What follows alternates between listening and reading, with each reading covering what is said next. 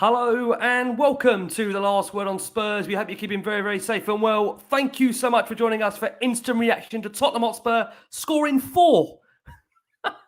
Feels crazy. Scoring 4. Scoring 4, unbelievable. Tottenham Hotspur 4-0 away win at Selhurst Park. Joining me on this Last Word on Spurs, I've got Jason McGovern, got the brilliant Darren Hartman and the superb Matty Hayes providing you instant reaction to that win and also looking ahead to Tottenham Hotspur's FA Cup game to come on Saturday against Portsmouth. I think we're all in a much, much better mood ahead of what is to come. If you're listening to us for the first time, you can find us on iTunes. We're on Spotify, we're across all major audio platforms. We're, of course, on Twitter at Last Word on Spurs. We're on Facebook and Instagram too.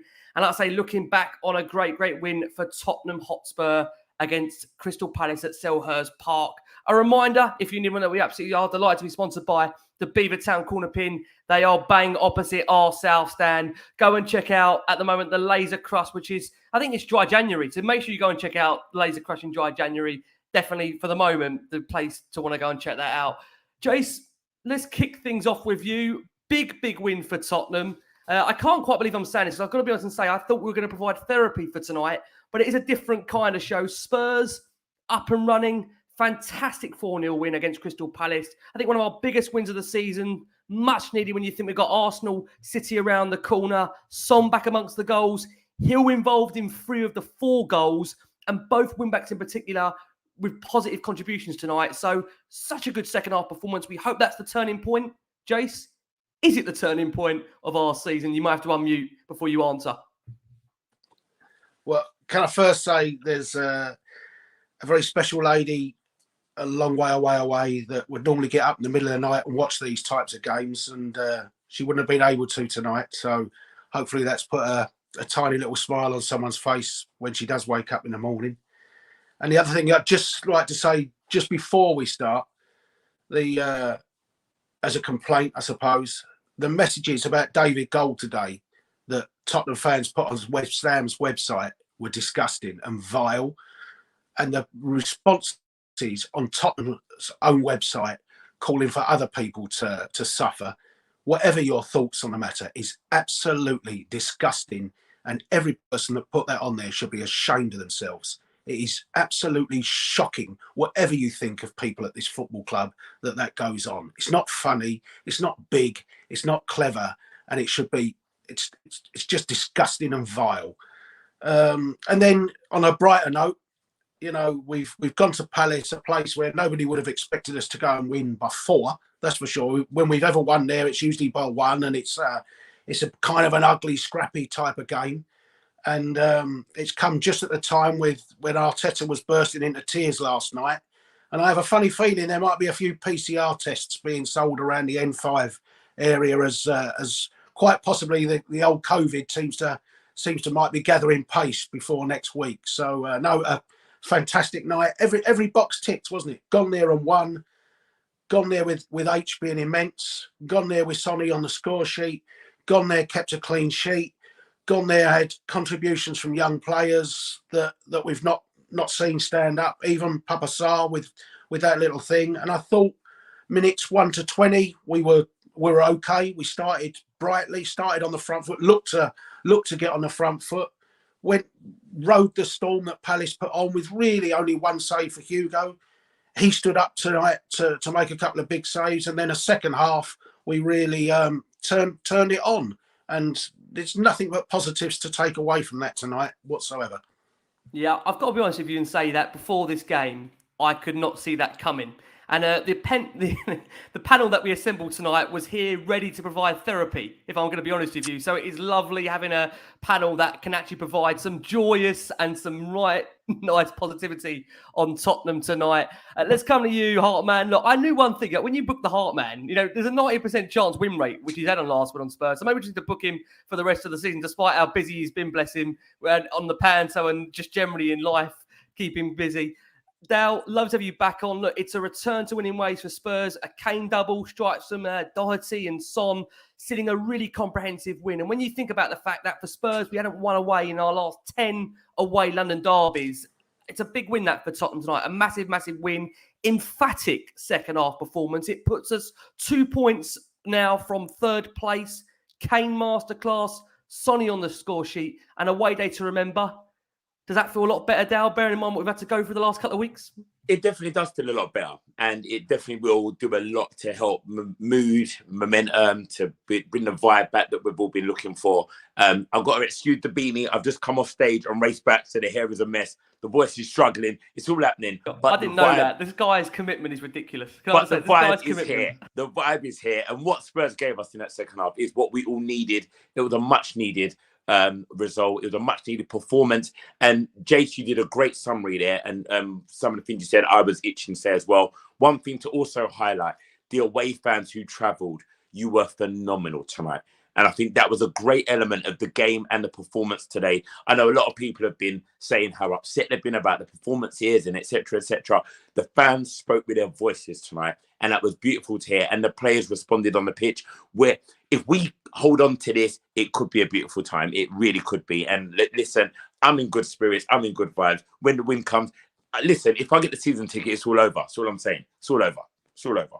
How glad are we that we've booked the Hartman and Matty for Arsenal, I tell you. Go on, Jason. I was just going to say that comment about Spence is right. That was the one missing thing. At 4-0 up, just chuck him on, please. Totally Nothing to lose. I'd like to think, hopefully we'll come on to the FA Cup preview. You'd like to think he will get that game. I might be wrong. No? Okay, we'll come on to that in a bit. But Matt, let's come around to you. Let's talk about happy things to begin with. 4 goals in 24 minutes. I think we all needed it. Son more than us probably needed that. But that kind of performance, that second half will definitely do us. And it almost, I said to you before we started the show, I almost forgot what it was like celebrating a goal. It was just phenomenal to see us go on that goal glut second half. And just how big could that be, Matt, in the context of our season? Yeah, it can be absolutely huge. Like we were speaking before about, this could be like there's switches that could be flicked in there, with that goal that Sonny got.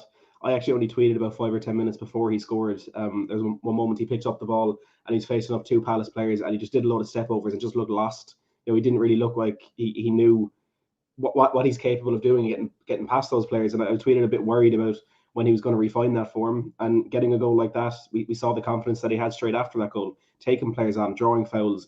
He just looked a different man.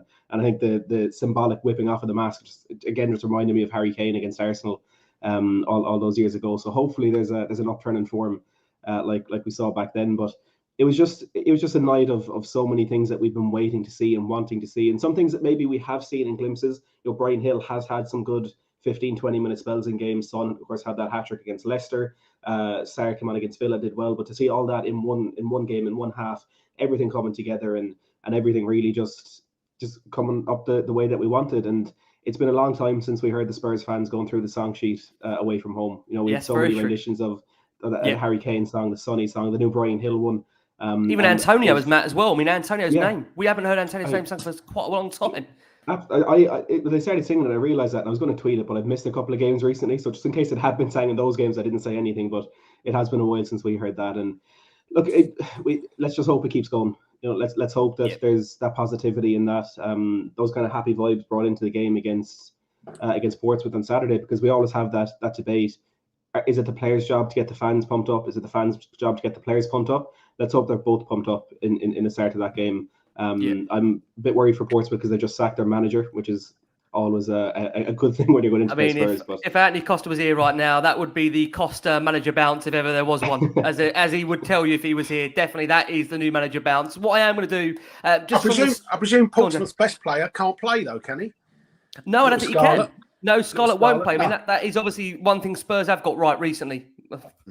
We can come on to that most certainly. I'm just going to share the stats from the game as you can see them for our watching audience here. So Palace, 19 shots to Spurs' 14, 4 on target for Palace, 6 for Spurs, 11 fouls committed, 8 in the retrospect of Tottenham. Just the 3 yellow cards apart for the teams.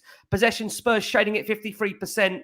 And there you go. Look, a positive XG with Tottenham, 1.47 down to Palace's 0.90. It's what Jason absolutely loves to see. A positive XG, even though he can't stand what XG is and what it symbolises for. Can I ask you, Jason, on the game itself? Because I'll be honest, up until half-time, I don't think we could actually see that coming. Because if we're going to be honest with you, I think we actually started fast for the first 20, 25 minutes. And then from there, we definitely did seem to fade.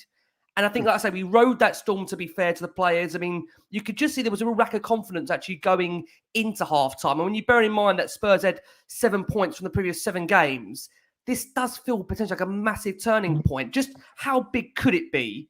Or do we have to take into account the opposition that we have played tonight? Well, it's only one game, so you've got to go and do it again. And Palace were poor, but let's be honest, it's, nobody thinks you're going to go there and win 4-0. I thought, like you say, I don't think any of us saw us winning 4-0 at half time, but despite Palace's little 20-25 minute period, Hugo made one save. That's it. And we got blocks away, and it wasn't comfortable defending, but we got blocks. We got our heads onto crosses, managed to muscle somebody off the way and things like got a tackle in. So, Hugo only made that one save. That's the important thing. So, at half time, I certainly didn't sit there and think we got no chance of winning this game, but you wouldn't have expected us to win it by 4-0. That's the difference. But I was perhaps more worried in the very first minute of the second half when Romero made that really sloppy bit of play. Could have easily conceded a penalty if he'd have caught the bloke as well. And from the corner, and I thought, what a terrible way to start the second half. Oh my God, this is not what we need. And that was perhaps the 1 minute I had concern, but we scored goals at the right time. We got them close together. And it was it ticked every single box, but yeah, that's the start of it. That's the start of it. But, confidence is bound to be low. Belief is bound to be low.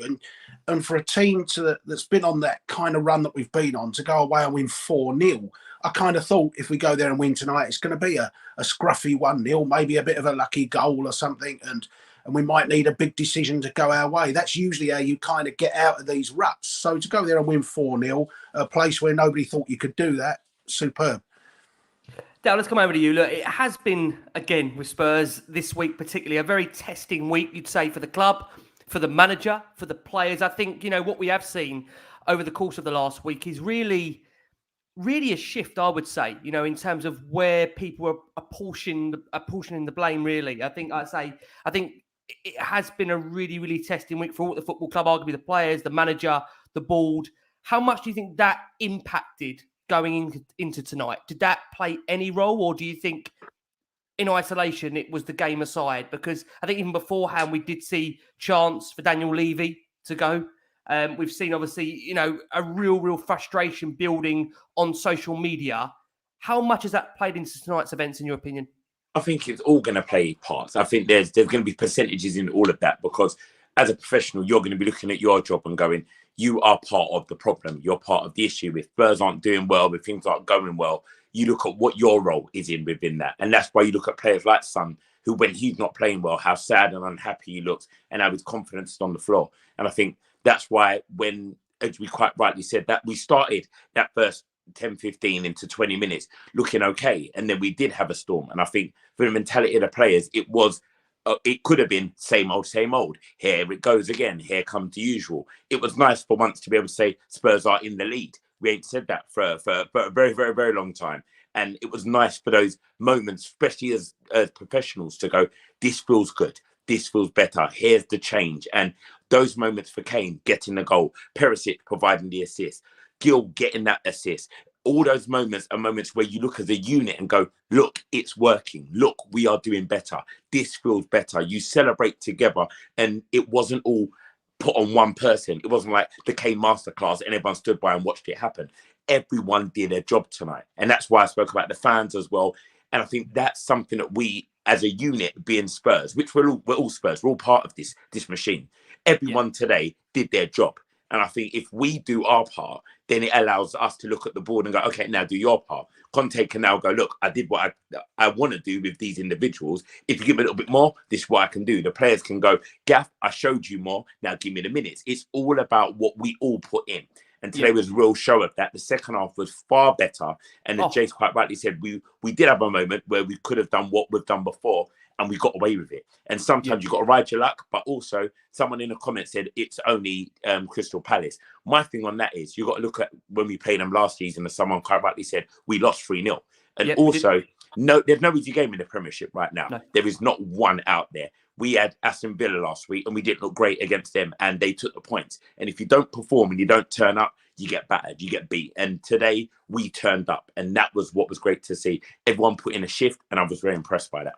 Yeah, and it's always said that under the lights at Palace is the hardest time to go there. So totally under the lights. I mean, you're right. All all the people, even that Eric Dyer's been horrendous lately. Yeah. But, you know, the Romero mistake in that first minute, it's Eric Dyer with a massive block. That's 0-0.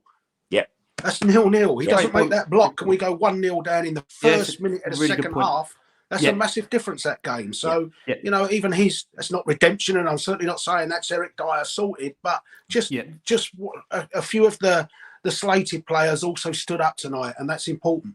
Yeah, absolutely. Matty, coming around to you, we have had Antonio Conte out for his post-match press conference. Of course, this is brought to you live on Last Word on Spurs. As he speaks, we provide it to you. Antonio Conte said it was important. 3 points, don't concede a goal. There are moments when you need this type of performance. It wasn't easy to play against Crystal Palace away. Is never easy. They beat us last season 3-0. I love the fact that he says that they beat us 3-0 last season. He wasn't even in charge for it. The automatic credit, you got to love Conte. A really difficult pitch to play on. He said, I have many things to be happy for, especially the young players. We are facing a difficult situation with injured players, especially up front. Good answer from Skippy, from Pat Matassar, and I was happy for Hill. Also, Sessegnon, he managed to squeeze an Emerson in there as well, is 23. To see that you can count on them makes me happy. Also, it's important because we can create competition. So, Matt, after a week in which Conte has done a lot of talking, how pleasing is it to see him come out and be a bit more positive? Yeah, look, I mean, if he hadn't been, there would have been a lot of questions asked. Most certainly. But I was going to make the point about the competition as well, because for all the business that we did in the summer, whether you think it was good business or bad business, we added depth to the squad in positions where it was absolutely needed. But because of the injuries that we've had and because of certain players falling out of favour, all of a sudden our squad has looked really thin, and we all saw that bench against Aston Villa on Sunday and thought, where on earth are we going from here? And even in the early stage of the season, we pretty much knew the 11, what it was going to be. You know, maybe Longley or Davis would be picked, maybe Basuma would come in for Kulusevski, bit of a change of system. We knew what it was going to be, but now we've obviously done that tonight. We still have Bentancur to come back from injury, Kulusevski to come back in, we've Richarlison to come back, and a few players kind of to get back to a bit of form and back to a bit of fitness. All of a sudden, there are some headaches there for Antonio Conte. All of a sudden, there's some decisions he has to make that he didn't have the luxury of making earlier in the season. Now, it does come back to the question of, will he use those young players when he doesn't have to? You know, we all know his views on that. Again, maybe he's turning a bit more towards the philosophy of the club, which he's spoken about a lot in the window, in having to trust young players and having to try and develop them on the pitch, where he maybe wouldn't like to do that.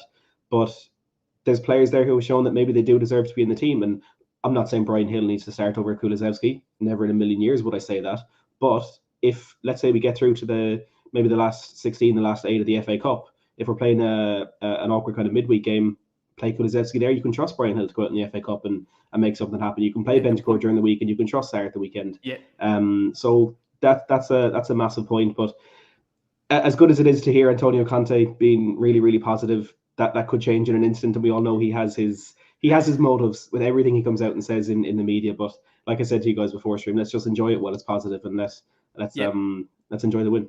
You know, in fairness, if he speaks positively, it still gets reported that he had the ump and spoke negatively. That's true.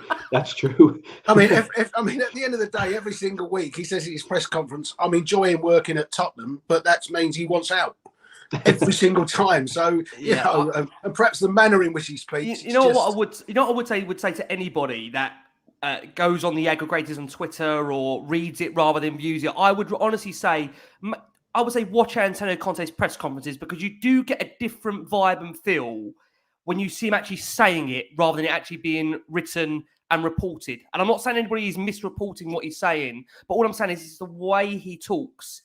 It's a different expression to what is obviously being viewed on paper. So I would definitely recommend anyone that doesn't watch Antonio Conte's press conferences, make sure you do, for as long as he's here, who knows how long. But Matty, just to come... You also get everything he says, Rick, not selected parts within a sentence. Yes, yeah, exactly. No, precisely. Matt, if I can just stick with you, actually, he has spoken about Bryan Gil tonight. I feel only right to come to you because you did bring him up. Conte was asked if it was important for Gil to prove himself that he can make an impact in the Premier League.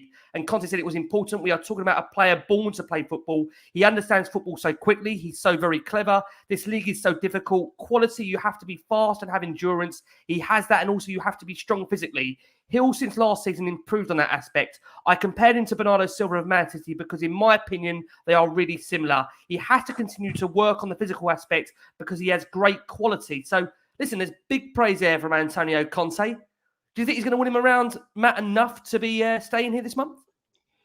I think it's still a big ask. I don't think Conte is going to make the decision off one game, completely change his mind and say, well, Bryan is now the player that we need. But from Boxing Day to now, Bryan Gil has gone from the player who was going to come on at 2-0, but all of a sudden we had a chance, so he was sat back down on the bench, to now being the player that we need to take him off and rest him for Saturday. We need to make sure he's ready to go against Portsmouth. So things can change that quickly. I don't think it'll be a permanent sort of shift in Antonio Conte's mindset, but there's no doubt there is a player there. I mean, I'm probably going to disagree with Antonio Conte's comparisons to Bernardo Silva. I think that's a little bit premature, and you don't want to put too much pressure on his shoulders. But that's Marcus Edwards and Messi, isn't it? It's exactly what it is. That's exactly what it is. I don't want to be going buying Bryan Gil from Sporting in 5 years. But yeah, look, he needs to bulk up. He needs to become a bit more physical. It happened too many times tonight when he was just knocked off the ball. There's a few times I noticed he tried to knock a Palace player off the ball. He went up, gave him a big shove, and your man didn't even budge. You know, he's really lacking a lot in the physical aspect, but he'll run for 90 minutes. He'll run around all day long, which is something that we have been lacking in that team. And that pass, that assist for Kane's second goal, I think he made look very easy. There was such a small gap that was open there with two Palace players either side. He had to get a lot of power on that ball, and he had to get it absolutely perfectly precise. And he managed to do that. And of course, the involvement then in the other couple of goals as well. It was a big night for him. Let's just hope that it's again not a flash in the pan, and that there is something there for him. Yeah, and Dal, come over to you. Look, for all of Antonio's comments, about his squad, he still has, in my opinion, one of the most complete strikers in the league in Harry Kane. 15 league goals this season. He had a hand in Doherty's for the third. He set up Heung-min Son in a real confidence-boosting goal for him. And Conte has said on Kane, I don't want to speak about Harry because we waste time talking about this type of player he is. I repeat, we are talking about a really world-class striker. He's going to beat the record with the goals. He's probably referring to both Jimmy Greaves and probably the Premier League record. He goes on to say, for us, he's an important point of our reference, especially with Hugo, our captain, especially in the moments Harry is there ready to fight and solve the situation with the goals and assists. We have to continue in this way and face every situation, negative and positive, with great character. I hope that soon we have the whole squad available, and that will be very important to face Arsenal and City with all our players, and then we can really, truly see our level. So Conte there, again, more optimistic tonight. Big words on Harry Kane. You know what's interesting? We do say on this show a lot, Harry Kane, where is he in the big moments? You could maybe argue tonight is a big moment because the way in the mood going into this game and the anger and frustration felt towards the board, to some degree, Conte as well, for maybe his lack of inflexibility to some degree. Would you argue it's a massive game for Kane to have made a point in? I think absolutely. I think sometimes people look at massive games and just look at the top four and go, when it's the big boys. And I think today was a big moment in terms of where Spurs are at right now and what we needed. And Kane very much, especially coming off the back of the World Cup, what he's gone through emotionally, coming back into the second half of the season, he was the captain tonight on the pitch. I know Lloris wears the armband, but he today was a man who went, I'm going to influence this game. He came deep at the right moments. He played at the top at the right moment. He made great game management for himself tonight, which was great to see. And also what he did was he allowed people like Gil to grow in confidence. Because when Kane's playing well, as you quite rightly said, Matty, that pass there is a very difficult pass to make. But when you've got a striker like Kane who's going to receive that pass, you're going to want to try and make it. You're going to look at that pass and go, if I get it right, it's a chance, it's a goal. And that's what Kane does. He lifts players around him. And it's beautiful to see because that's not our best option up there. That's not the best three. We know that. But what Kane does in those moments, he makes the game look so good. And when he was deep today, he was an option for Sarr. He was an option for Skip. He was available for that pass. And I think that's a beautiful thing to see today. Things like that were really working. When you look at a player like Kane who needs to step up and go, I'm here. He very much was there today. And I think that's why we watched Son grow into the game, because Sonny needed his goal. There were moments today when you expected him to do what Sonny would normally do, and he didn't.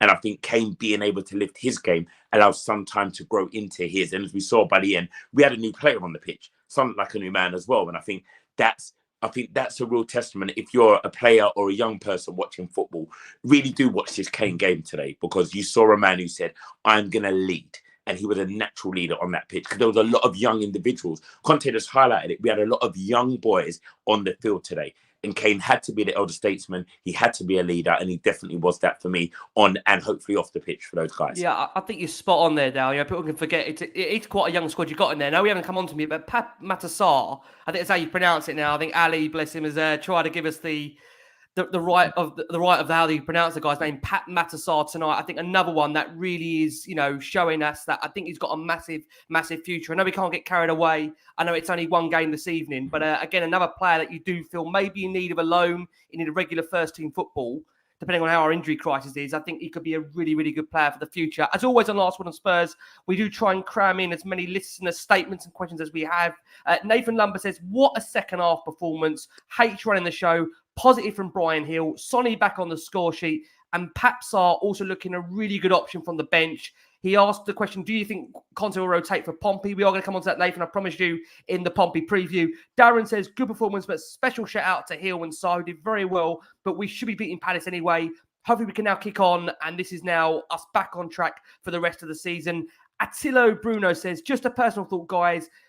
How much do you really think the passing of Gianpiero has really brought the mood down? It is a good point because maybe we don't have enough time to reflect on losing somebody as close to that squad. And, there's no doubt about it. He really worked with those players every day. You can maybe argue that now they're having to get by and obviously they're having to do what they would do now without him. So I just wonder whether that is a massive issue in terms of what we've seen behind the scenes at Spurs. Again, Phil here massively praising Bryan Gil, grew into the game tonight. My question to the panel is, can he become strong enough to become that first team regular starter? I think he just needs games, Phil. I think that guy there, you can just see the growing in confidence tonight when he picked up the ball. The more he had the ball, the more confident he looked with it. So I just think with Gil, more and more game time, and we'll see the best of what's to come with him. And Matt Martin says, why do we do this to ourselves? And he's right, because at 0-0 in that first 20 minutes, you were just wondering, what is our plan? We looked devoid of confidence. But the main thing is we have got the result. And what we are going to do, we are going to go for our first break of the show for our listeners and audio. For our watching audience here, we've got over 1,000 of you watching us live. Thank you so much for all of your incredible support for Last Word on Spurs. We are back. We are back now, of course, through now to the end of the season, bringing you every single reaction to Tottenham Hotspur's fixtures. Hopefully, please God, lots of FA Cup and Champions League games to come. But what we are going to do, we are going to bring up the team which Antonio Conte selected from today.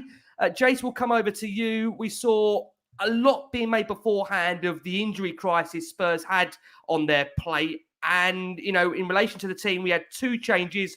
We, of course, were missing Rodrigo Bentancur, Richarlison, Lucas Moura. Still no return to Lucas Moura. And Dejan Kulusevski, who after his pre-match interview, Conte said that he could not give a definitive time frame on his return. He said, the medical department gave me the possibility to play with us. Today, they turned around and said he wasn't available. I don't know how close he is to coming back. And just to put that into context, Spurs have summoned one more point per game with Kulusevski on the pitch than without it. So that's how big he is to Tottenham. Spurs, of course, were also without Yves Bissouma. He picked up a yellow card, his fifth at the weekend on that one match suspension. It meant Skip partnered Højbjerg in the middle of that midfield. 20-year-old Pat Sarr on the bench. Bryan Gil making back-to-back starts for Spurs. And Conte decided to bring Eric Dyer back into that defence with Ben Davies dropping out. So that team read Lloris, Romero, Dyer, Longley, Doherty, Skip, Højbjerg, Perisic, Bryan, Kane, Son, with a bench of Forster, Davis, Sanchez, Tanganga, Spence, Sessegnon, Emerson, Sarr, and White. Quite honestly, Jace, when you saw the team, was you happy overall? Well, it wasn't, let's be honest, it's more or less, there wasn't exactly too many other things he could have done, was there? I wondered if he might have put Sarr and Skip and tried to bulk up midfield and take Hill out the side, but maybe he just didn't want to put Skip and Sarr together as, two players that haven't played a lot of football. But other than that, particularly when you look at the bench, there's not a lot of room to manoeuvre from that team, is there? So, and I'd be surprised if he rotates that much at the weekend. I think you might see Perisic and Royal, but I still don't think you'll see that many changes because there's not much chance to change things at the moment. You still need Son and Kane up front, and you still need Højbjerg in midfield. So, it is what it is at the moment. And like I say, I wasn't surprised at that lineup at all. It's interesting because in terms of the way we started the game, kind of to you, Dal, we've been calling and really pressurising the fact to start games fast. And to be fair, I think to what we saw, we did start with real fast intensity. There was a real desire from Tottenham to start the game fast. The fans, from the first minute, backing Antonio Conte, really behind him to show how much they appreciate the Italian. And in the same breath, showing their disconcern at the moment for Daniel Levy in the stands. And I just wonder, like I say, I'm sure that will go on in the coming weeks until we see Spurs dip in the market and show they want to back the manager. I think as we're seeing now, as we've all, I think, believed, Antonio Conte, as much as he has shown an inflexibility about his system to want to play this way, the man is a winner. He's got 5 titles in the last 7 seasons. You do feel that, we'd be losing a massive, massive opportunity here by letting Antonio Conte slip through our fingers if we don't back him. So just how impressive was you, Dow, bearing in mind the fact Spurs have started games so slowly? We've come out the blocks there. Did that give you optimism that we were going to go on and win this game in that first 20 minutes? Yeah, the optimism was high because suddenly it was a new look. There was a lot more energy, a lot more bite, there was a lot more commitment. And they were trying, and that was the thing to see. They were trying something. Because a lot of the times we start the game very passive. We're waiting for the other team to show us what they want to do. Show us your cards, and then we will react to it. And that wasn't the case in the first 20. We were trying to put our stamp on the game. The fans were responding to that, which was great to see. And I think, again, it is that thing of the chicken or egg. Who leads it? Do we wait for the players to start performing, or do the fans start going right from the get-go? And I think today we kind of met in the middle. They went, we went, and it was kind of like we were all together, and that was a great place to be. So the energy was up, and for 20, yes, it was looking more promising. And when you look at the starting lineup, I think when we're talking about Conte being quite stubborn in the way he wants to play and the formations he wants, if he has said that to the board from day one, you look at the bench and you realise he's concerned because there's not many options for him to do what he needs to do. It's threadbare, isn't it? You're right. Yeah. You look at that bench: Forster, Davis, Sanchez, Tanganga, Spence, Sessegnon, Emerson, Sarr, White. But the only thing with Rick, it's very hard to have a bench that looks really good and options on it when you've got about 5 or 6 players out injured. A lot of them attacking players. In fairness, when there's no Mora, there's no Kulusevski, there's no Richarlison on the bench. Yeah. And if you went out and bought another 3 attackers to make sure the benches, you'd then be moaning because the sod's law you'd have 2 centre halves injured and have no defenders to come on. Yeah. So it's you have to have some context that the bench is not going to look great with 6 players missing. Look at Arsenal's that's very bench. True.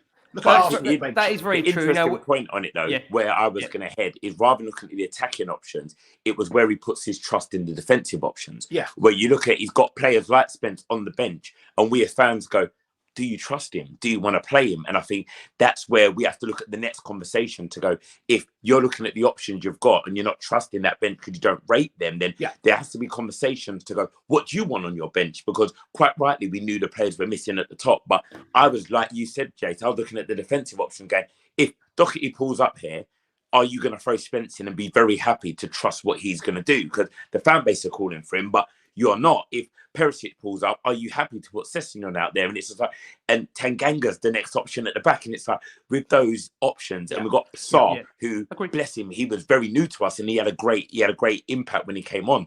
But these are all prospects. These are our young prospects. And I don't want them to be stunted in their growth because they're thrust into moments where they're not ready for it.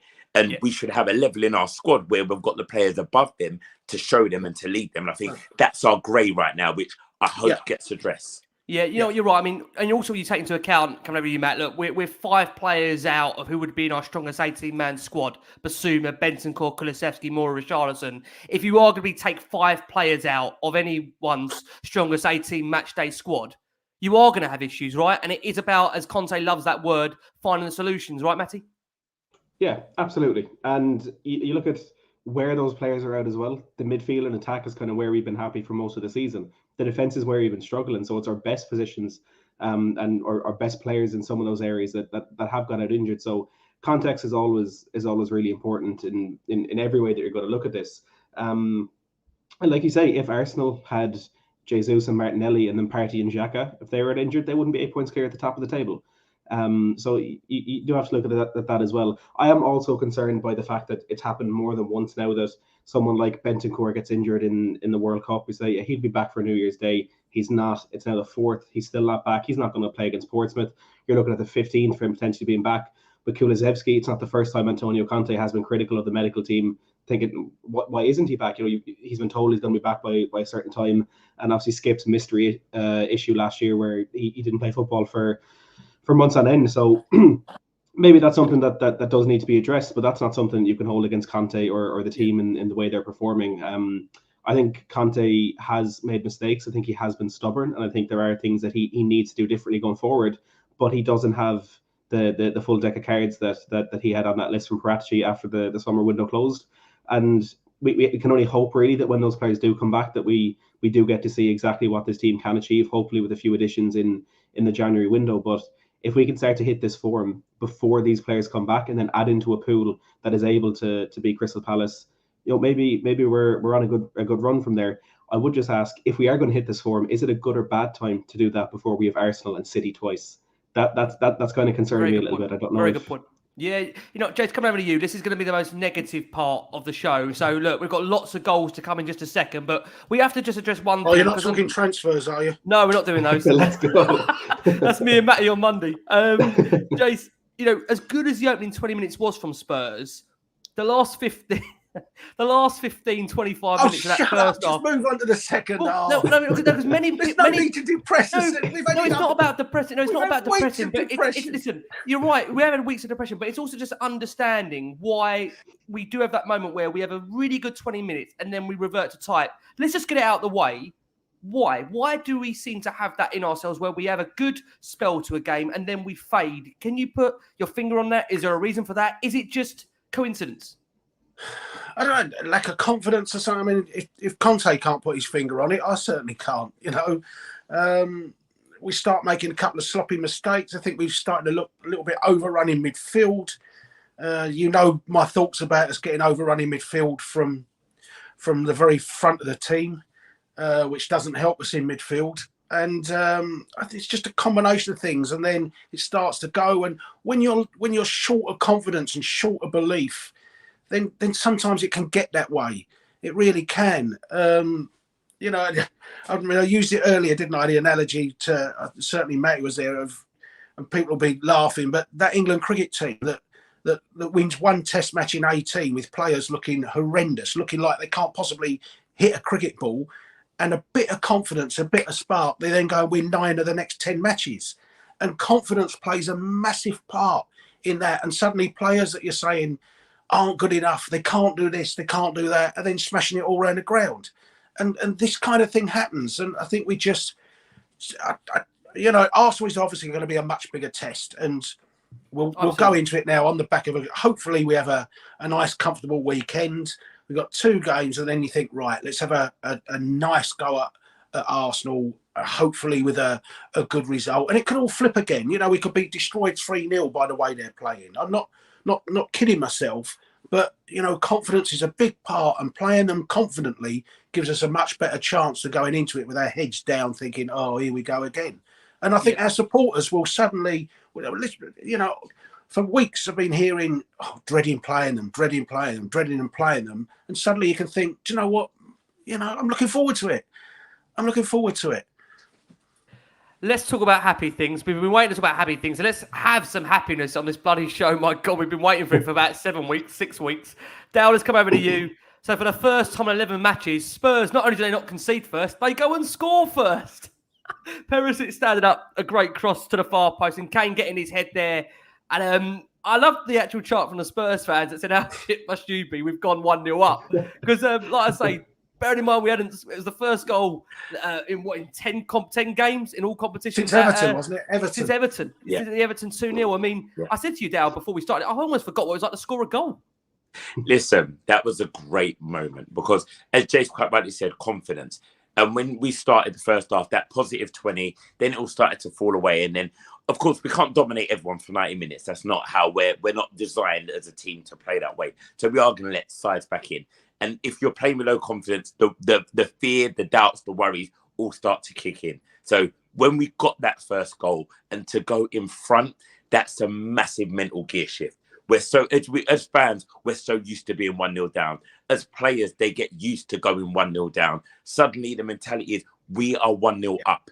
It's a whole different ball game. It's a different look in each other's eyes. You're now going back to formation, we're not resetting because we're 1-0 down. We're resetting and we're 1-0 up. Let's keep going. Let's go again. It changes the energy in that room. And going forward, it's going to do great stuff for us. And we saw it in the game. And I think that, as you talk about confidence, it showed throughout. From that goal went in, there were so many different points of confidence, improving performance, improving individual performance and a group performance. And yeah, great header, great stand-up cross at the back post. Kane doing what Kane does best. Perisic also doing what he does best. And suddenly there was a click. It started to click and the wheels got in motion. The oil was flowing and it was happy days, happy days. So yeah, very happy with that. Very, very happy. You know what's interesting, Matt, you come around to you. One man that I do want to mention is Perisic because, you know, when you bear in mind he had, I think, he played 5 out. I think he played most of the games for Croatia at the World Cup. He's been a real Trojan for them. Come back for Tottenham. Spurs have been without Sessegnon.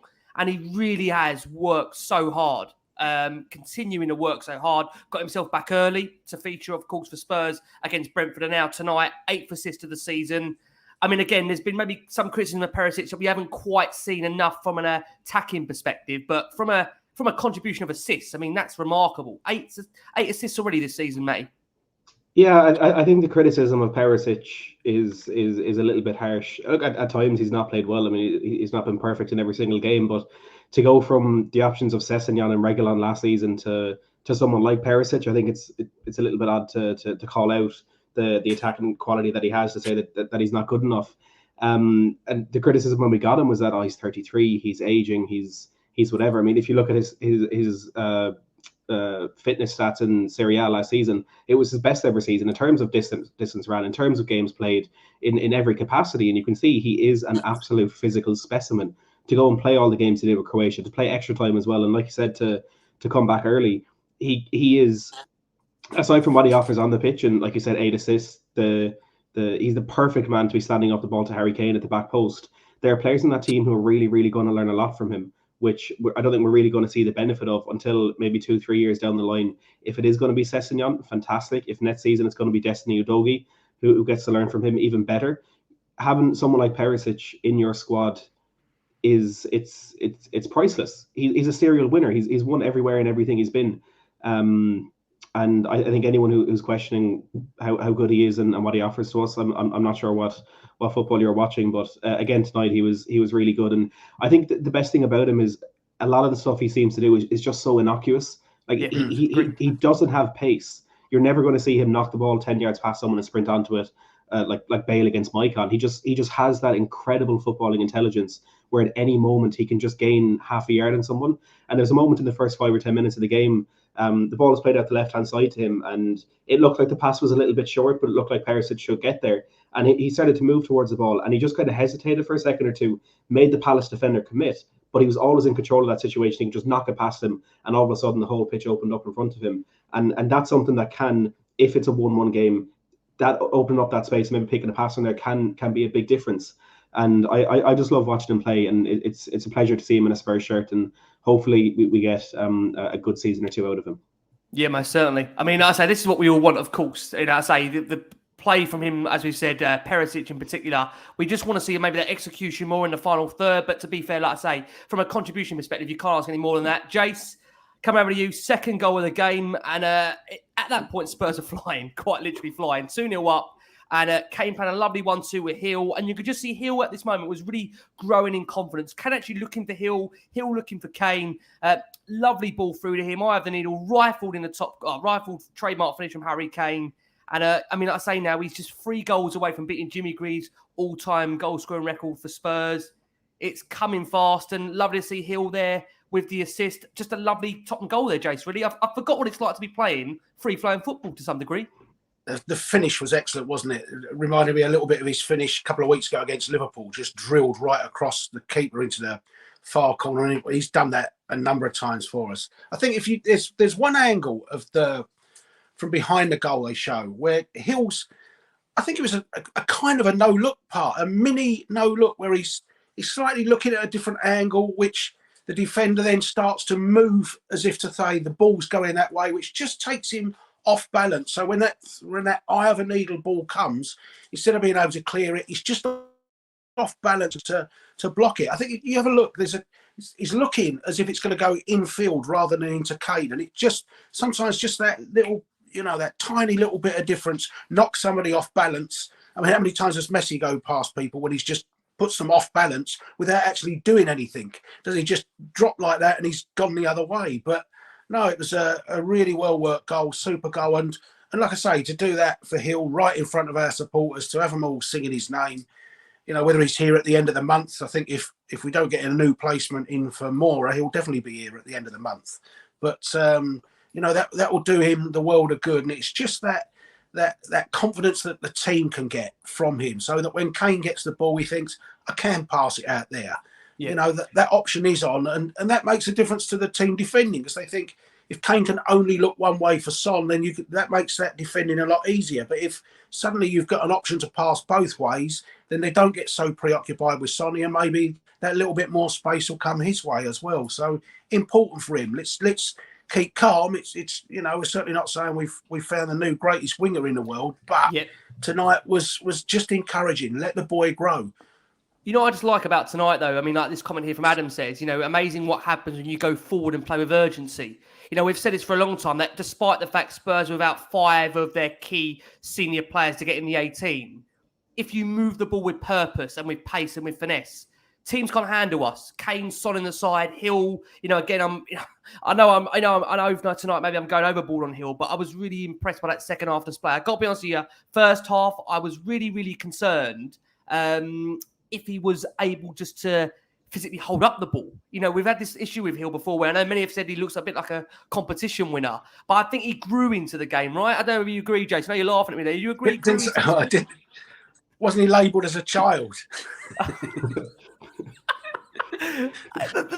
thing is, what? I think games like tonight do shape players, and they do form a difference of opinion. And you just hope for tonight, this is a turning point in more ways than one. Maybe not just for the players, maybe for Conte, maybe for those that maybe have that kind of perception that he's not playing a brand of football. I mean, if you see that second half, I think all we're going to say now is, right, now go ahead and replicate that over the course of 90 minutes somewhere. I know it's not easy. It's not easy to do that with opposition. I know it's not, because you are going to get harder opposition than Crystal Palace. But tonight, there's no reason why you can't play like that. The other thing, just even supporters, that very initial thing that a player hears. So when the ball goes out to Sarr, you get to Hill, it's, you get that groan because you think, here we go, he's going to lose it. Whereas, it plays against Portsmouth, the ball goes out to Hill, you'll hear that, go on. It's so true. Just so even true. little things like that that players can hear makes a difference.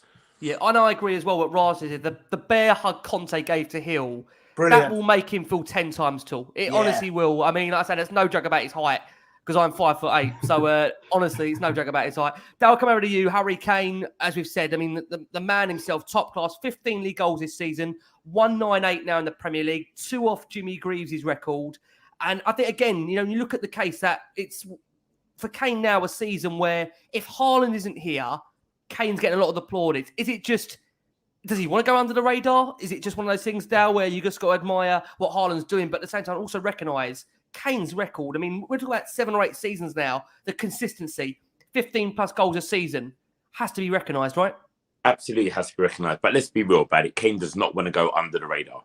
He wants to Golden Boot. He wants to be number one. He is that footballer. He's Mr. Professional. He can see the bar's been risen. Haaland's holding the bar right now, and he wants to get there. And that's going to help us. That's going to help everyone, because that's the type of player he is. He sees where the level's been raised to, and he's going to want to get up to it.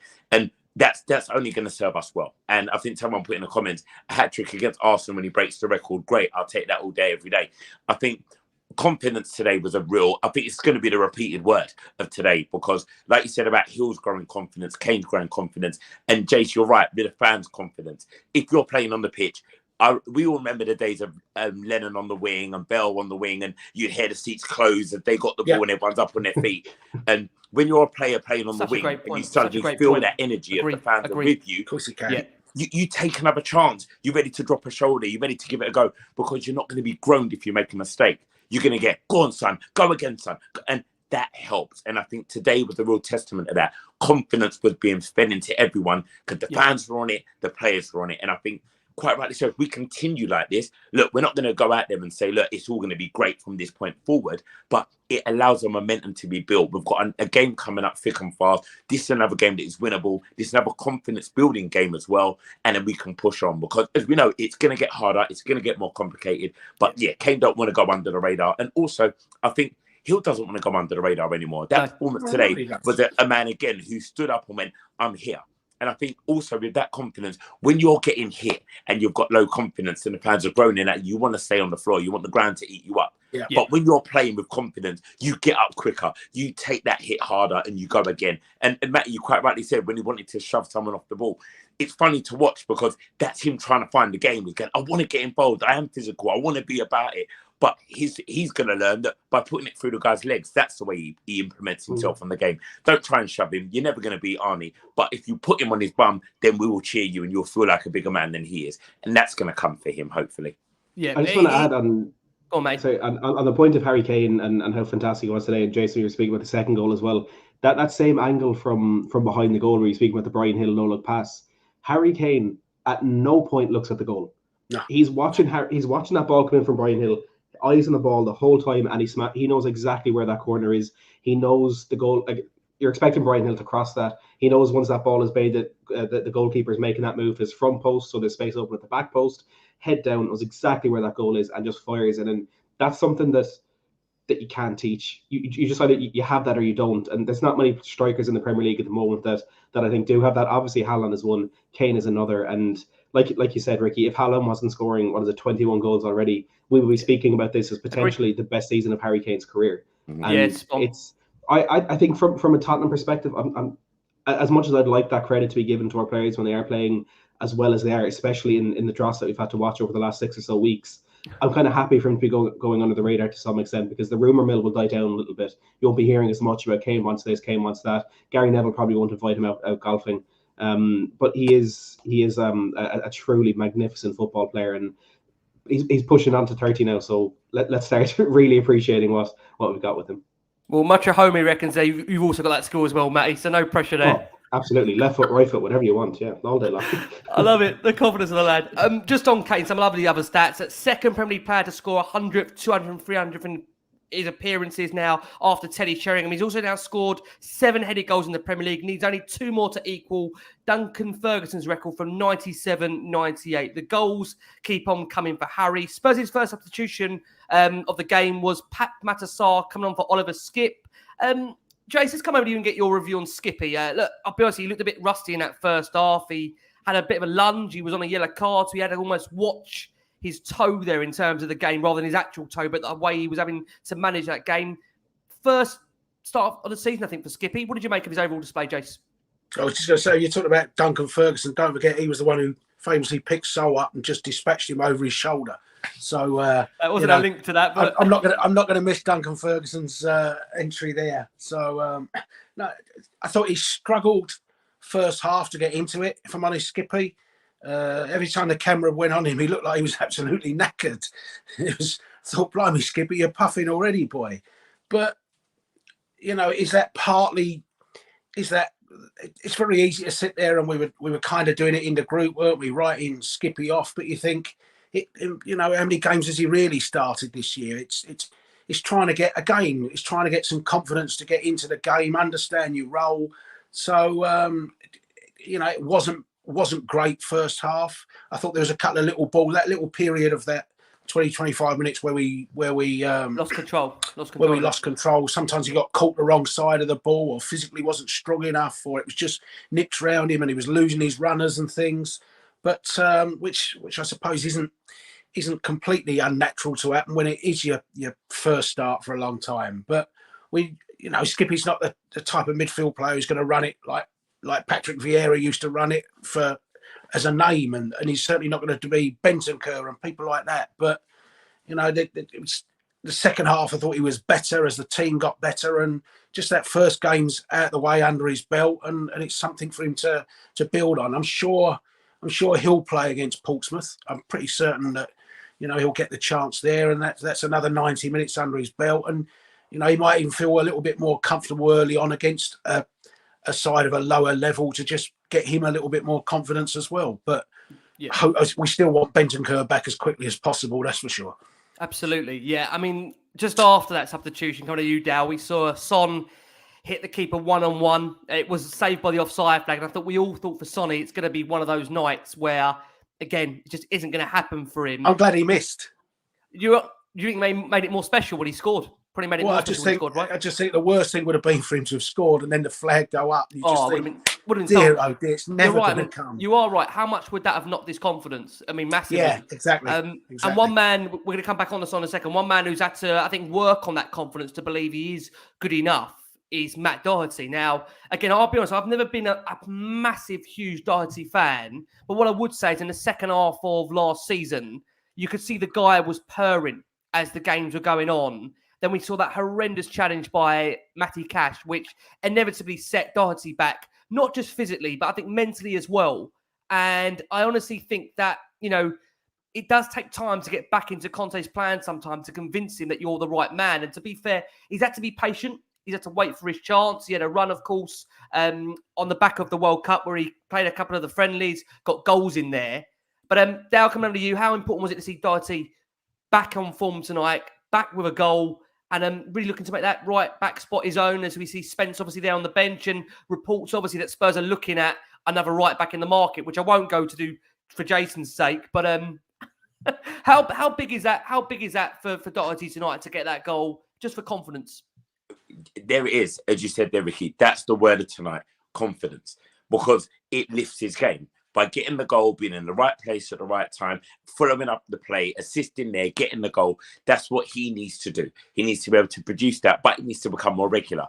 And look, I know a lot of people will have their opinions of our right side, who is the best of, if we're going to be really honest, the best of our bad bunch. Because right now, Conte's got no faith in Spence. It's Emerson or Doherty. That's what he's dealing with. And everyone's got their opinion either way on what one they prefer more over the other. But ultimately, they're not the finished article. None of them are. However, if they're playing with confidence, then they're going to obviously play better. And that's what we want. We want them to be able to give the best performance they can. They may play themselves into form. They may play themselves into the player that they believe they are. Because let's all remember, when we signed Doherty, he was a phenomenal right wing back. And it's crazy when you look at a player and go, where is that guy? We remember he can do it, but he's not there anymore.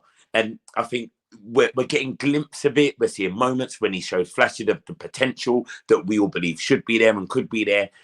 And it's going to be a very telling January for that position, because ultimately, if you want the gaffer and the chairman not to buy anyone, you got to show them that you're number one, and you got to really put in the performances. Because right now, we're all looking at it as a problem position. So today was big for Doherty. We're open. January's now open. He's got one in the account. He's showing a little bit more form. He is the holder of the position right now. And if you're the gatekeeper, you got to keep everyone out.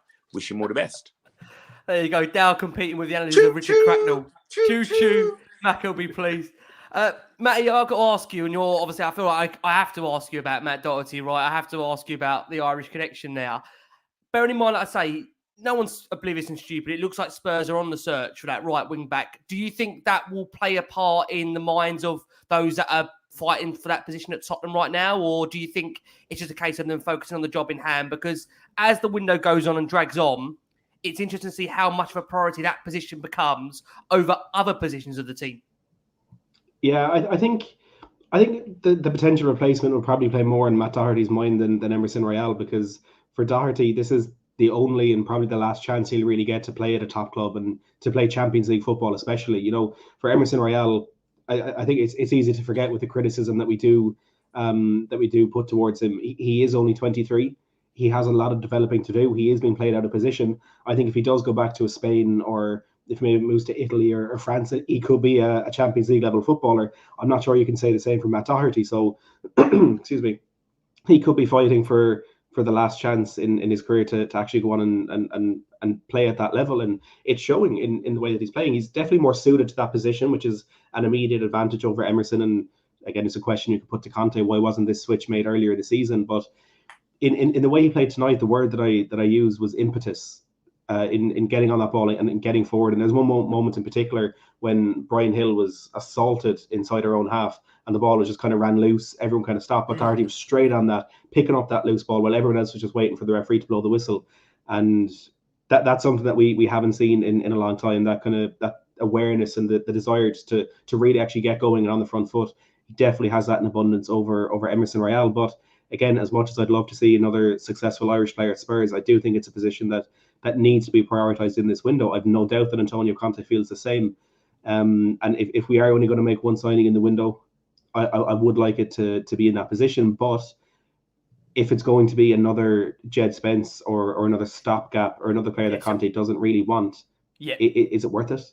It's a really good point you make there. It's got to be of a level where it is going to transform that position. Otherwise, what's the point? I think we've said it so many times on Last Word on Spurs that, quite frankly, we haven't ever recovered from selling Kyle Walker in that position.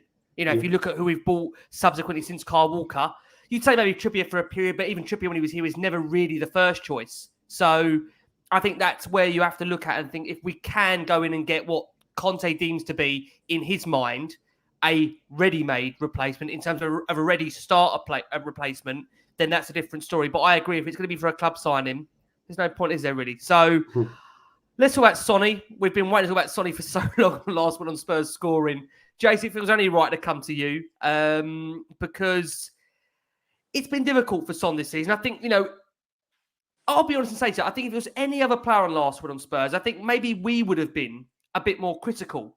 But maybe because of the way Son has been for Spurs over the course of the last 5-6 seasons, that we've always recognised that he has goal gluts. He scores 6 or 7, he then drops for a period, he then starts to score again.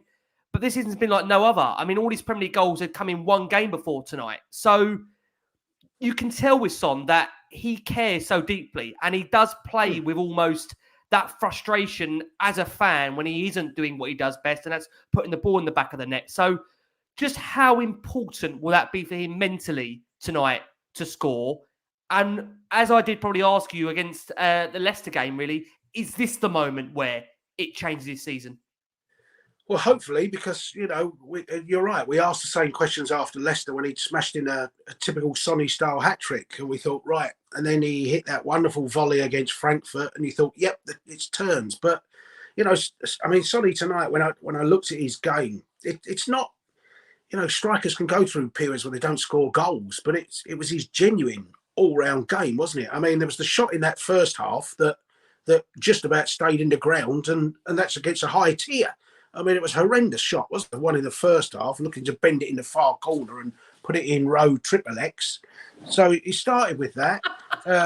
Matty himself said that, when he got that ball in the second half and he was running on and he just kind of, I don't know what to do with it. And you saw that go. And there was a little bit of him, I can't remember if it was just outside our box, where in 3 moments, I think he got nutmegged in one of them. He pulled out of a tackle in one and he just completely lost the ball in the other. And it was in the space of 10, 15 seconds, all 3 things happened, and you thought, Sonny, what is going on with you? And kind of even the Matt Doherty goal, you thought the typical Sonny at that stage would have seen Joel Ward off and just smashed it into the bottom corner. Yep. And the crop, even then when he tries to pass it, it came off the Palace bloke, didn't it? It wasn't a clean pass to Doherty. So you thought, this is what Sonny's been this year. It's not just the lack of goals, his all-round play, his decision-making, and his confidence has just drained. Even looking at him play for Korea in the World Cup, it was nowhere near the Sonny that you see for South Korea even. And you can say that's the mask on him, but he hasn't played all season with a mask. It's not all season. So it has been a big problem. And I think whilst we've also taken criticism for the style of play we've played, and it's been such a hard watch, Sonny's one of those players that can take a man on, can beat a man, can get you the other side, can run in and behind. And when he's been as poor as he has with his all-round play, that's not helped the style of play look right on the eye. So it's an important moment, but he has to go on and do it. And I kind of think I'd like to see him play against Portsmouth and rattle in a couple against Portsmouth and just now keep on it. But the hat-trick with Leicester, it didn't work. Hopefully this is the new one. And, he has got a good record against that lot in N5 as well, hasn't he? Particularly in home games. So, I agree. It's the right time for him to be coming into form when he also has got a great record against City. So home or away against City, he's got excellent records. So it's the right time for him to come and hit form. Agree. Dal, it was almost like Superman mode, the way he flung the mask off in a celebration. And we all do hope it's a massive turning point for him. But you know what I loved about this goal? It actually involved all of our forwards. You know, Kane involved with it, Hill involved again. I mean, Gahey has been massively praised at Crystal Palace. I mean, look, he made a mess of it. But to be fair, I mean, Son still has to finish, and he does it really, really well. And it is lovely to see, Dal, as much as we've criticised this season, a lack of fluidity amongst our forwards and generally in actually open play, just how lovely it does look when Spurs get it right. Because again, that is almost, again, a message to say, why can't we do that every week? Why can't we play that fast, intense football? Because it's 4 goals in 24 minutes. You know, if we can do that, why can't we play like that, Dal? The thing about it is, I think, as Spurs fans, that is frustrating because when we see it click, it's phenomenal to watch. And we're a danger to most sides in the league. Like, I don't think there's many sides when Spurs go on full flow that are going to go our back 3, back 4 are going to handle that. And I think today was a real moment to highlight that it didn't really matter about the personnel because that showed that there is a system. Because it wasn't Kulusevski there, it was Hill. It wasn't Richarlison there, it was Son. There were players with the intelligence who understand what happens when we're free-flowing. And I think that's the beauty of our front line. When it clicks, it's dangerous. And there are goals everywhere. And there are creative minds everywhere. And I think that's why it's so frustrating when you watch us not play like that. And that's why today was such an important and a crucial moment for the fans to go, look, it's happening. But more importantly, for the individuals on the pitch, to go, look, it works. Look, it's there. And hopefully, like you said, for Conte to be able to sit in that change room and go, that's what I want, 90 minutes. That's the game I want you to be able to do. And if we're honest, I don't think he's not been saying that. And I think it is about the confidence. And Sonny today, like we said, that whipping off of the mask, the new drive that he had in it, his shoulders changed, his whole outlook changed. And that is massive. And I think with the returnees coming, with Kulusevski coming back as well, and that, I think we're in a nice place to be right now because I think if we didn't get the result we got today, I think there would have been a lot more problems, especially for this FA Cup match. And I think now there's a whole different energy in that changing room. And if you're in the treatment room, you want to get out on the pitch now because you're starting to see the team clicking. You're going, hold on. Don't click without me, gents. I need to be involved in this. And hopefully that's the drive that makes the bench start to be a bit more hungry, the first 11 a bit more hungry. And let's go into the crucial games that we've got coming up because everyone keeps saying it's only Palace, but you can only beat who's in front of you. And we go forward and we start to kick on because we need that now. We need the lift that was produced today by the boys. You know what, Dad? If they could play as well as you speak, we'd be all right. That's what I'm trying to make them do. I'm on this. Please, I'm trying. Honestly, Matty, come around to you. You know, we mentioned there, just isn't it lovely that last 25, half an hour, that the free flowing football we play there, it's almost bipolar to what we've watched the last, I don't know. Well, I would even say since the start of the season, I can only really think even Southampton, again, you'd say to a period we played well in that, but I can't remember a 90-minute performance. I would love to see, and we're going to come on to Portsmouth shortly, I just want to see Spurs play over a 90-minute game because that way we play in that last half an hour tonight or in those 24 minutes where we got the 4 goals or the 3 goals, that reminds me so much of what we saw last season, the Villa, the Everton, where we did dominate teams over a period. You know, Didn't you watch the Motherwell friendly? I don't know, we're counting non-competitions now. Is that what we're doing to ourselves? I mean, Matt, do you think this is now the spark now? Do you think we are going to now see the change in terms of the style of football? Because I think we're supporters, look, many, including me here, look, I've been a massive Antonio Conte fan. He's a winner. He's elite. He's, like I said, won 5 titles in his last 7 seasons. I can't sit here and say that I've enjoyed every single game this season. I can't sit here and say I've enjoyed many games this season. But what I do know is that, we can't just have turned bad overnight. It's impossible. When you look at how we played the back end of last season, that doesn't just happen. So do you hope that now just reignites the flame, that there is now, you can see a purpose to the way we play in that second half and almost a framework to continue that now in future matches? Yeah, like I said on the show on Monday with Lyle Thomas, in football, things are never as good as they seem and they're never as bad as they seem. As much as, obviously, we're all positive, we really enjoyed that performance tonight. There's confidence coming into that team. I do think it's still important to point out that in the context of this season, this game tonight is the outlier. in the context of what we have seen over the last 4 or 5 months, in what we actually might expect this team to do in future weeks, this is the outlier. This is the different one. This is the one with the question mark. You know, I think if I had to predict what we'd look like in our next couple of Premier League games, it might be closer to what we were against Villa or against Brentford. But if we can start to pick things from this game and start to build on what we did tonight, I think that's a more realistic thing that could happen, but it's also a more productive thing that can happen, because I don't want to become that team that we have been in the past, where we'll go and we'll win 4 games in a row, then we lose 4 games in a row, then we draw 4 games in a row. I want what we're doing to actually be a solid process, and to actually see where this team could go, and how we could become a team that could compete going, you know, into next season and beyond. So there's definitely a lot to take from this, but I'm just kind of scared to say, well, I think this is the turning point. I think this is when things go really well. That's absolutely fair. But yeah, again, look, a lot of positives, and if it's Sonny scoring again, if this is the thing that ignites him back to form, if that's the only thing we get from tonight, that's huge, because Sonny is one of the greatest players that has been at this football club. He only won the Golden Boot 7 months ago. That in itself will be an amazing push for us, and then let's build on that. Yeah, agree. Like I say, Matt, also, just also, I mean, yeah, it's you know, people will say it's only Palace, but nobody was saying we're only playing Palace before the game tonight, were they? They were all predicting 4-0 for Palace. No, I could not. That's the first thing, and you know, the second thing is it's the way that teams, not just about Palace, but this narrative of certain teams. So, you know, you can't, because we don't win at Brentford, you can't finish in the top 4 if you can't beat Brentford, which means Man United, Liverpool and Man City aren't finishing in the top 4 either. Yeah. That's a great point. You know, I agree. That's the matter of it, isn't it? Well, like I say, we finished tonight, I think, 2 points off Newcastle, who are arguably been for so many, probably the team of the season above Arsenal, and just lost 1 game. So it just shows you how crazy this league is, now bipolar.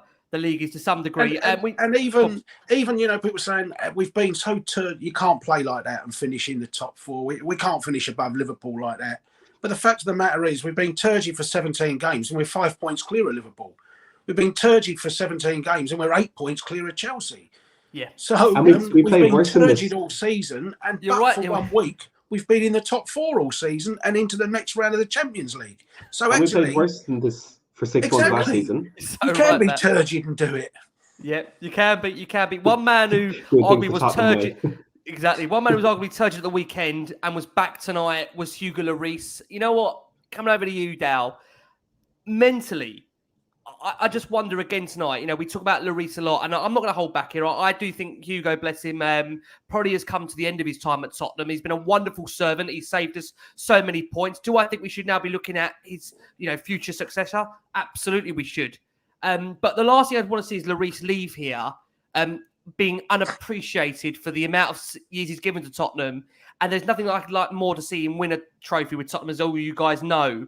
So, I mean, 2 brilliant saves tonight to deny AU, and Jason points there, he's got him behind him, and Zaha. Big night for Hugo. Probably a lot, maybe questioning him again at the weekend, where makes a mistake. He can't then get to his mistake to then stop the goal. How big would that have been for him tonight, Dal? Because we can't forget as well, he has just also lost a World Cup final in the last 3-4 weeks. That can't be easy mentally. I know he's won 1, but he's lost 1 as well. So football's about mentality, isn't it? Again, he's having to come back from adversity.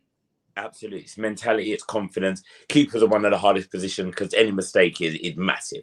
And let's be real, like us on this panel here, we've been Spurs fans for a very, very long time. We've seen some shockers between the posts. So let's just realise what we have, and let's not be so quick to get rid of it, because we don't know who else we're going to get right now. Hugo is worth his weight in gold, because there are games when we need to be saved, and he has saved us independently by himself.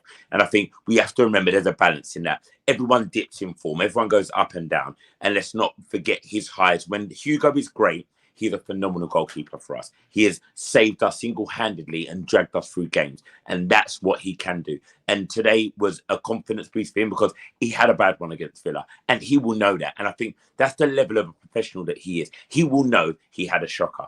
and he will want to come back quickly and bounce back. And he bounced back today, and he did some wonderful moments. Of course, there was a few hairy moments, but that is something that we buy in. If I'm honest with Hugo, we know the type of goalie he is. And I think right now, you're right, Ricky, we are at that point where we are going to have to look at the changing of the guards in that position and think about replacing him soon. I do think he's got 2 seasons, this one and another one. And I think we've got time to get another keeper in and to help that. Because also, you don't want to lose a Hugo without passing down some of that knowledge. He's a winner. He's an absolute winner, this gentleman. And I hope that when he does leave Spurs, he honestly is celebrated and we win something for him. Because I feel that he's another one who needs to go up the stairs and hold up a trophy. And I hope he gets that moment with us, because he's done it with France and he's been a player who could have gone at different parts of his career. He could have left us and he stuck around. He was one that was very much adamant when we were going through our low. And he said, I'm sticking around. I want to be a part of this. And he's done great. And I think that hopefully we can give him that as fans and respect that, and know that Hugo has been a great servant for our club. Yeah. Agree. Totally agree with you on that. One man I want to give a quick shout out to before we do 5 on Portsmouth is Pat Sarr. He came on at 66 minutes to replace Oliver Skipp. And I got to say, I mean, he was so composed and calm in possession. It's what you want to see. It's an away ground. It's not an easy place to go. You could argue that maybe the game is gone by the time he comes on. But made a great late interception, to be fair to him. And look, took the game in his stride. I think there's real high hopes for him, Matty, coming over to you. This guy can have a massive future at the club. I think probably the biggest thing to do, which isn't easy as Spurs fans, is maybe don't overhype him and just enjoy him and see where he goes, and maybe potentially get him a loan if we've got, again, depth in that midfield. What do you think the future holds for him, Matt? I think he's an incredible prospect. I agree that we don't want to hype him up too much, but what I'd say about him now is exactly what I said when he played pre-season. I think it was against K-League 11, and was it Roma after that game as well. What I said about him is he just looked like he fit into our team.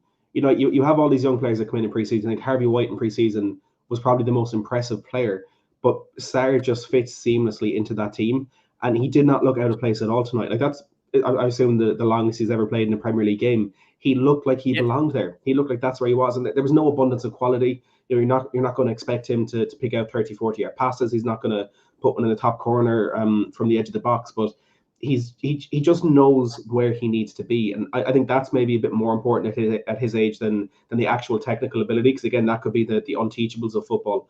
I didn't get to watch him against Villa. Thankfully, I missed that game on Sunday, but I know he impressed when he came on then. But to have, again, just that extra option in midfield, I think it was Alistair Gold that said that Antonio Conte has actually got to work a lot with him over the World Cup, and he's been really impressed. That's in itself is really high praise, and you know that the guy is going to play a big part in the team for the rest of the season. And again, going back to that point of competition, Bentancur and Højbjerg have been very comfortable in that team this season. At the moment, I don't think Basuma is really offering much threat to take a consistent place in that team. But Skipp, if he can come back from his injury well, and now Sarr, it's just pushing the players around them to be better. But as well, there's a huge prospect there for that kid to go on and do well for us. I agree. Listen, we may see some of these prospects in the FA Cup. That is where we are going to turn our attention to next. What we are going to do is we are going to go for our final break of this show for our listeners that are on audio. Taking into this break, you're going to hear from Hugh Bunce from the Pompey News Now podcast, who gives you the rundown as to, everything that's happening in Portsmouth. And bearing in mind, you feel Spurs are in dramas, they are just as much drama as us. Right, Pompey to come, FA Cup. You, Jason knows well. You all know how important the cups are to me. This is arguably, as I always say, one of the biggest games of our season. If not, it's up there for me, very, very high on the list. Just on par with Arsenal. That's how much the FA Cup means to me. I'm going to be there on Saturday. I'm going to be enjoying it. Fingers crossed. I'm not sure what team we're going to be putting out, but just to give you some context on Portsmouth, they sacked manager Danny Cowley and his brother Nicky earlier this week, amid their form where they're failing to win any of their last 9 League One matches. I can hear Anthony Costa saying to me in my ear, shut up, move on. Jace, I know the FA Cup means a lot to you. I know you still hold it in massive high regard. So tell me what kind of team you want to see Spurs put out there on Saturday lunchtime. Couldn't care less. Meaningless competition. Don't do this to me. the first thing is the fact that it's a sell-out, isn't it? I think it looks like it's sold out. I tell you, it's been really hard to get a ticket for this one. Yeah, 62,000 for an FA Cup tie against a League One team. I know a lot of on a Saturday lunchtime against a League One side. Does that tell you everything, Jace, about the importance of the FA Cup still to some Spurs fans? Yeah, I think so, and I think Portsmouth have got what 9,000 tickets. They'll bring a fantastic noisy backing.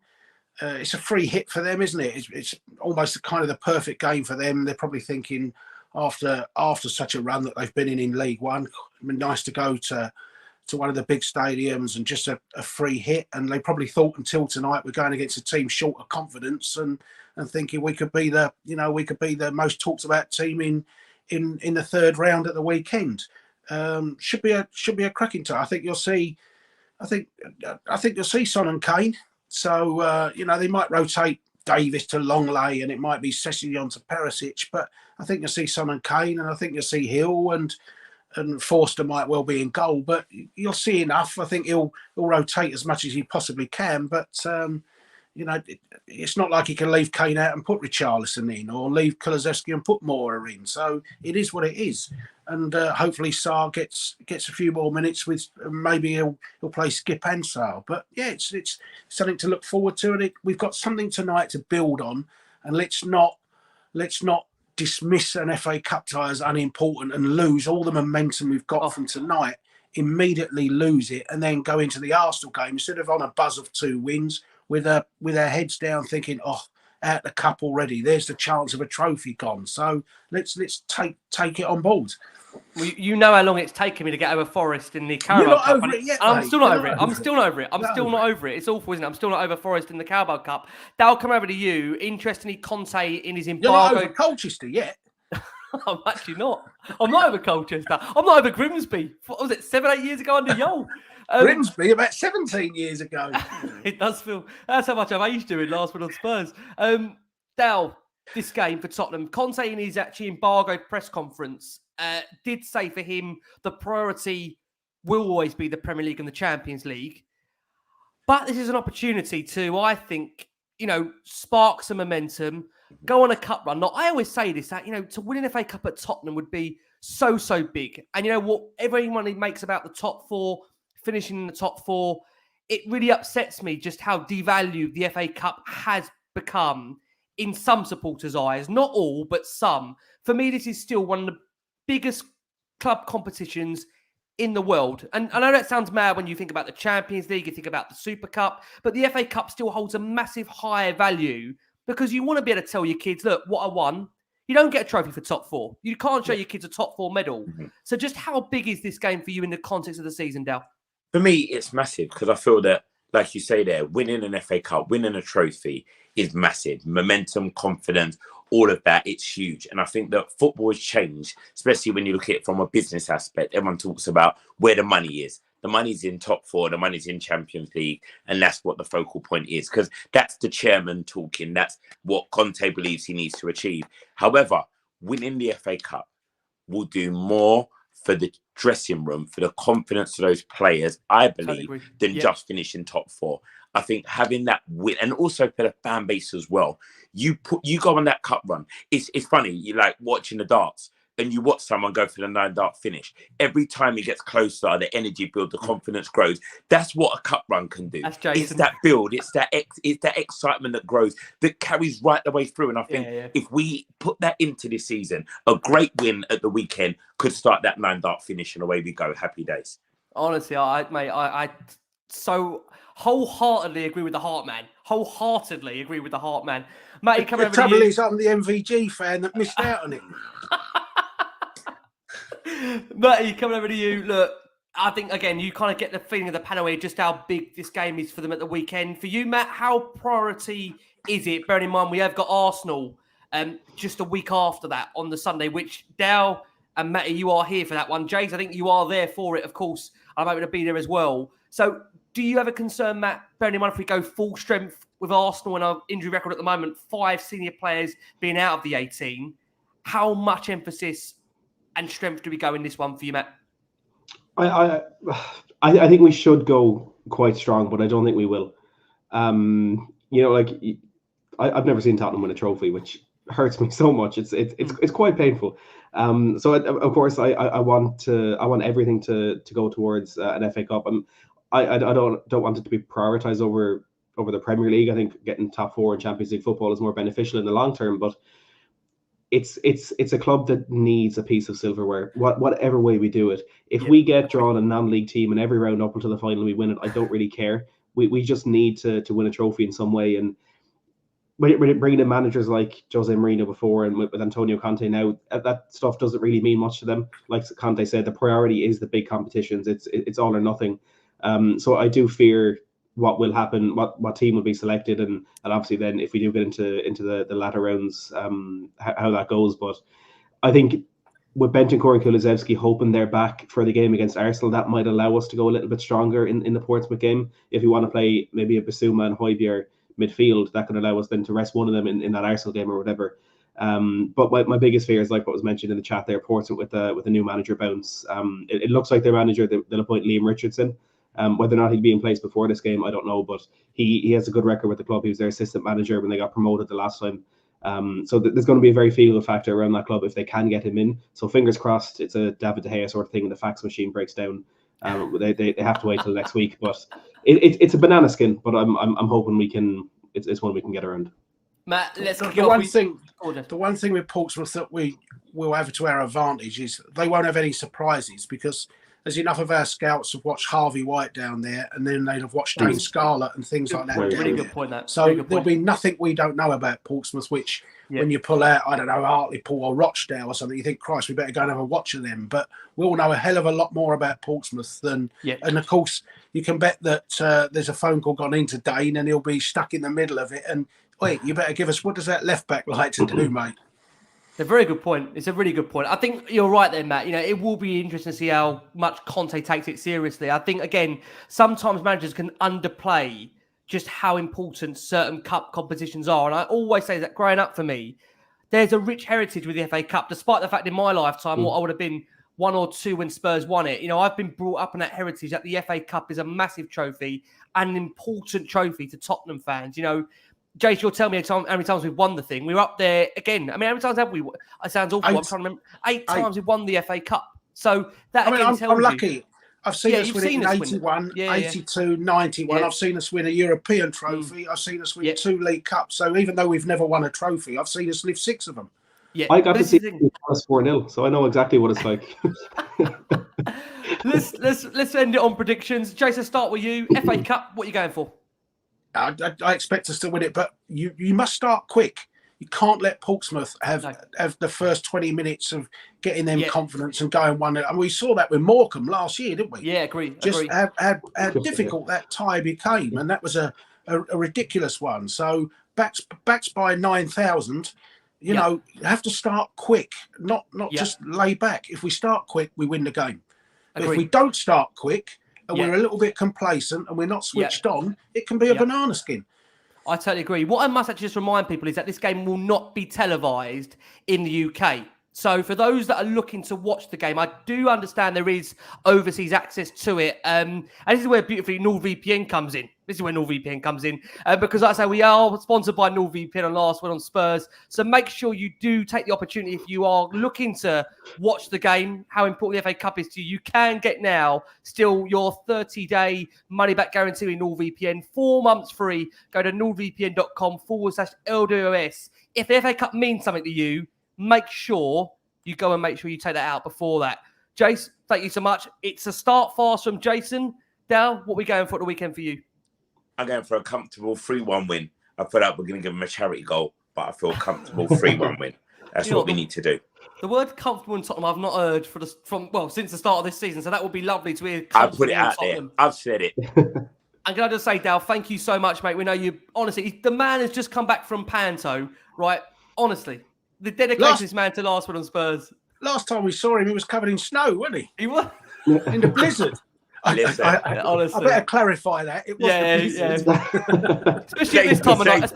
Especially at this time of night, we're doing the show. Please, God. It was the blizzard in the Beavertown bang opposite the South Stand. I'm not sure if that improves the image or makes it worse. I mean, I'll let you be the judge of that. A 3-1 from Dow. Thank you, Dow, so much, mate. Love to have you back on. And Matty, what are we going for? I was going to say 3-1, but we'll mix up a little bit, and I'll back the clean sheet. I assume it'll be Fraser Forster in goals. We'll back him getting the clean sheet. So he's left that 3-0. one late to throw that to us, Fraser Forster, after what we saw at Brentford. Yeah, no, you're right. Now I know why Dow went for the charity goal at the start there. We get Michelle Vaughan back. We'll be fine. Oh my God.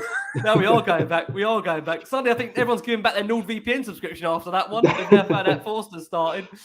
Guys, apologies. Thank you so much. Tottenham winning 4-0 against Crystal Palace. We are back with you on Saturday evening for instant reaction to Spurs. Hopefully progressing in the FA Cup. But from Jason, from Hartman, from Matty, please guys, as always, thank you so much for all your support. 1,000 of you plus watching us live tonight. Please keep safe, keep well. And as always,